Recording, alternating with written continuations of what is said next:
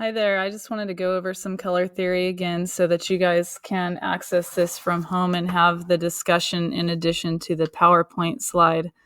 So what you're looking at right here, I'm going to use my cursor as a way to point, so hopefully you guys can see that. We're looking at the color wheel, which is an organization of how the colors relate to each other, but also to the spectrum of light. So the only reason we can see color is because of light, and it's very important that you understand these three basic types of colors. We have primary. Primary are yellow, blue, and red. Okay, we have secondary, which are green, orange, and purple. Then we have tertiary, which are all of the colors with the married names like yellow, orange, red, violet, blue, green, and yellow, green. Okay, so I want you guys to be really comfortable with this, and I do want you to know that you will be having a test, which is a blank color wheel, and you're going to have to put the colors in the organization that they belong as they relate to each other. So, for example, red violet is always next to red, red orange is always next to red, and orange is next to red orange. Okay, so memorize it, get really comfortable with it. We're going to use it a lot. Okay, so one of the major reasons for going over this is that you guys will be required to apply color schemes and dialogue about them. Okay, so you're going to have to provide some academic discourse about your choices and why you chose those choices. So you see that there's these triangles. One is solid and one is dotted. The solid triangle is connecting the primary colors. Now, a color scheme typically has 3 or 4 colors in it. So a scheme might be applied to a painting, might be applied to fashion, the way a person dresses, or perhaps even to the choices that an interior designer makes for the inside of a home, or perhaps an architect makes for the outside of a building. Okay, so there's a lot of purpose for color scheme, and I'm sure you will find all kinds of various ways to use it in your life and in your world. So, all right, so these triangles happen to be equilateral triangles. So red, yellow, and blue technically could be a primary color scheme. They could also be a triadic color scheme. So a triadic color scheme is one that is found with an equilateral triangle on the color wheel. If you want to choose a color, a good way to find the other 2 colors that belong with that color is to count 3 colors over. So for example, you know for sure you want to use yellow, orange in your assignment or in your objective.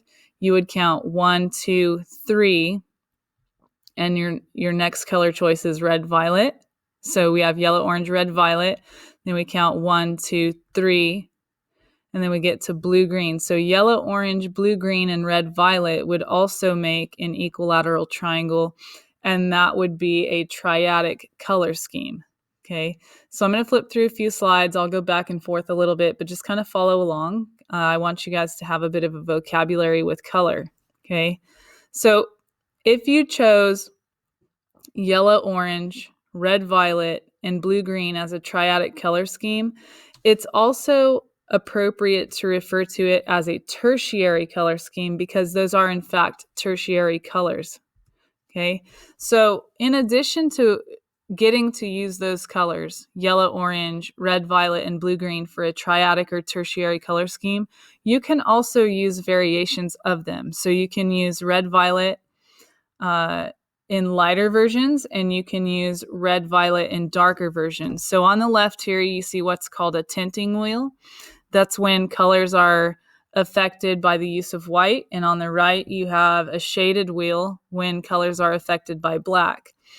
So if your scheme is supposed to contain yellow, orange, red, violet, and blue, green, it would not be appropriate to put regular orange in there. Okay, so you can put a lighter version of yellow, orange, but you can't put regular orange in your color scheme if you are in fact trying to do a triadic color scheme that has yellow, orange, red, violet, and blue, green. Okay, so I put several diagrams in here because I know that you guys are going to do your own independent research as well. Okay, this word hue over here refers to color, so it's really almost a synonym for the word color. So if you see something like this and it says hue, that's what that means. Okay, now there's a couple new color schemes here. This one is analogous. So analogous means adjacent or color families or alike. Okay, so you can choose 3 to 4, but not more colors that are right next to each other if you are trying to do an analogous color scheme. So any 3 colors that are right next to each other would work for that. Complementary are those that are right across from each other. So this complementary color version shows violet and yellow. Okay, this is really common in marketing, and it's really common in uniform design or school colors. Okay, so think about the Lakers. When the Lakers are running around down there on the court, their colors were chosen because complementary colors create a great vibration and sensation in a viewer's eye. So it was not by accident that their colors were chosen as complementary colors. It's because whomever decided upon their colors knows something about color theory and how that works. So complements often create a bit of excitement for the viewer. So if that's your intention for your piece of work or for your project or your objective, complementary colors might be a good choice. Okay, so I'm going to skip forward because I have another couple slides I want to show you. On the upper left up here, this again shows the concept of complementary. So you find a complementary color by going directly across the color wheel. So sometimes as a student, you look at something like this and it's like, oh, complementary colors are orange and blue. No, the concept is defined in this visual here. So if you were to go, for example, and choose red and go straight across from red, you get green. So red and green are complementary colors. So if your assignment requires a variety of those 2 colors, then of course you would be able to use regular green and regular red. So if we go to red violet and we move directly across the wheel, we find that yellow green is the exact opposite, and therefore it's complementary color. Okay, so let's skip down to the bottom right. The bottom right says split complement. This one's really fun. So this is where you get to set yourself apart from other people and you have a bit more knowledge than other people do. And what you do for this concept is you choose a color. So in this example, this diagram is indicating yellow as the main color choice. Okay, so you start with yellow and you go across and locate its complement, which is violet, but you don't choose it. Okay, so you go to yellow, you go across, and then you choose the neighbors, the adjacent colors to its complement. So yellow, red violet, and blue violet would be a complementary color scheme. Okay, so I'll give another example.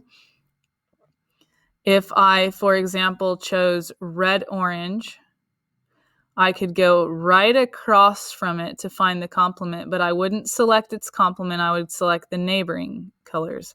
So if I chose red orange, I would choose green and I would choose blue. So red, orange, green, and blue is another example of a split complementary color scheme. Okay, so understanding complements is really important for getting a lot of these color schemes correct.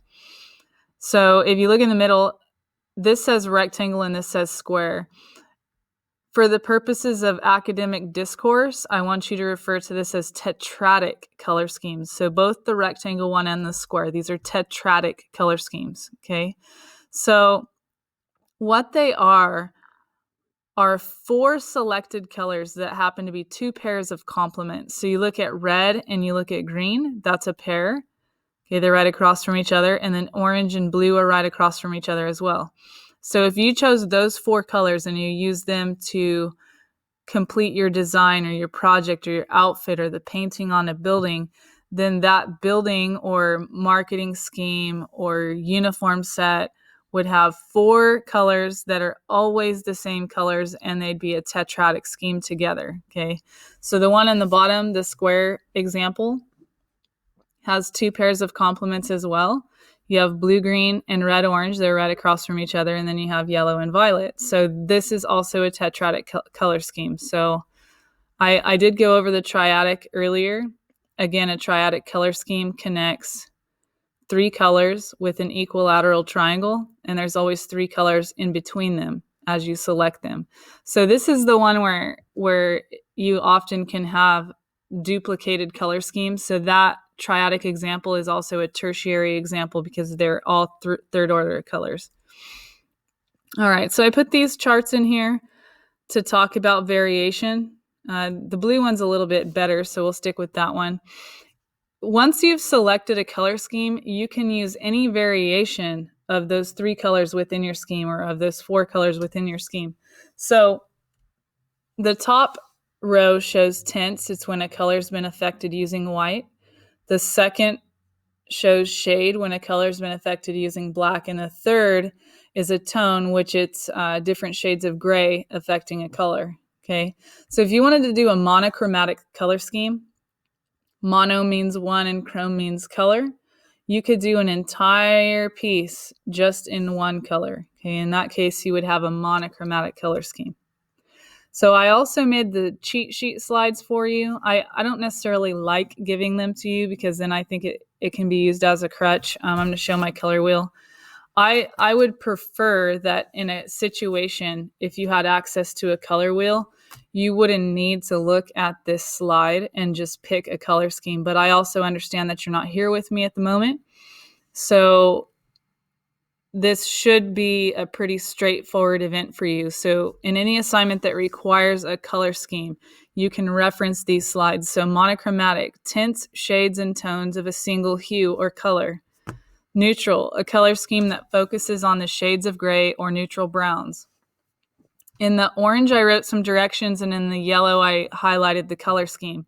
So a triadic color scheme. I marked out the secondary and primary triadic color schemes because you're in high school and I want you to choose something that you didn't already know before you got to high school. Okay. So triadic can go back and forth with tertiary color schemes or perhaps primary and secondary color schemes. So I'm not saying don't choose them. They can be very beautiful. I'm just saying that if you should choose them, make sure you avoid the 2 really basic ones unless you have an excellent purpose for why you're doing that. All right, so tertiary. If you're doing a tertiary color scheme, you can choose 3 to 4 third order or intermediate colors. This means that they have 2 names. So it's yellow green, blue violet, red orange, and yellow orange. Any 3 or 4 of them in combination could be considered a tertiary color scheme.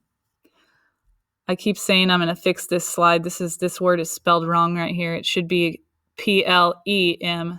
So I'll fix that one of these days. Complementary color schemes are those that include 2 complements. So red and green are pairs, yellow and violet are paired, blue and orange. And again, we often see this in marketing. We see it in uniform design. Any kind of entertainment, it's used a lot, okay? And it's also used for other reasons, like, for example, Christmas. The colors of Christmas were likely selected as red and green on purpose for the purpose of marketing and advertising and getting people to want to shop. So anyhow, moving forward, we have split complementary all defined. Again, I want you guys to be able to find a color, move straight across the color wheel and choose the 2 adjacent colors to be able to come up with split complementary color schemes. But I did go through the color wheel and give you different selections of split complementary schemes just to make it easier for you. So you have this list. You're not going to have this list your whole life, so learn it, okay? Tetradic color schemes are those that include 2 pairs of complements, and I did list quite a few of them out. There's a lot more that I did not list. All right, and analogous, these are color schemes. Sorry, let me get this out of your way. That would be helpful. Whoops. Analogous are color schemes that have 3 to 4 adjacent colors on the color wheel. So you want to pick the ones that are right next to each other. An example might be red, orange, and orange. So colors that are alike each other in a little color family, that would be analogous, okay? And be a thinker. Every time you see a diagram online doesn't mean that that's a completely finished thought. It might simply just be a diagram showing an idea, and I don't want you to interpret like this is the only version of an analogous color scheme, because certainly there's many. There's all kinds of variations that you could come up with, so long as it makes sense and they're colors that are like one another or next to each other on the spectrum. All right, so I'm going to wrap this up with the fact that colors can have meaning. If you want to elevate your project in some way to provoke some kind of emotional response from the viewer, then think about what you want your intention to be. Okay. I was always told don't wear red to an interview because that shows that you could be possibly an arrogant or an aggressive person. Okay. There are some instances where you might want to wear red to an interview. For example, I've been to an interview before where I wore a white shirt and I had the buttons changed to a really classy version of a shade of red. So I had the buttons changed to red because that particular institution had the colors of red in their, I guess, in their branding. And I wanted to look like I belonged, but I made sure and wore white as the main color. So there's definitely some advice out there. Color psychologies and emotional guides. This is a nice little slide that you can go back and reference. I think it's really interesting because if you look in the peaceful section for growth and health, you see the John Deere symbol, Animal Planet, and a lot of things that people think might be like organic. I find it interesting that there's a petroleum logo in the section for growth, health, and organic. Maybe that's to get people to have a positive feeling towards a petroleum company. So whatever you should decide you want to do to your project, I think that having purpose is definitely the next step instead of just coloring. So think about it before you do it. If you want people to be excited about your work, then look for a color that promotes excitement. Like, for example, over there on the left, it says energy and passion and courage and attention under or next to the color red. Okay. So hopefully it's helpful for you to see this video. You'll have lots of projects over the next 4 years if you're a freshman, or if you're a senior, you'll have quite a few projects this year that you're going to have to complete where you're going to be applying color. All right, guys. Take care. I'll see you in class.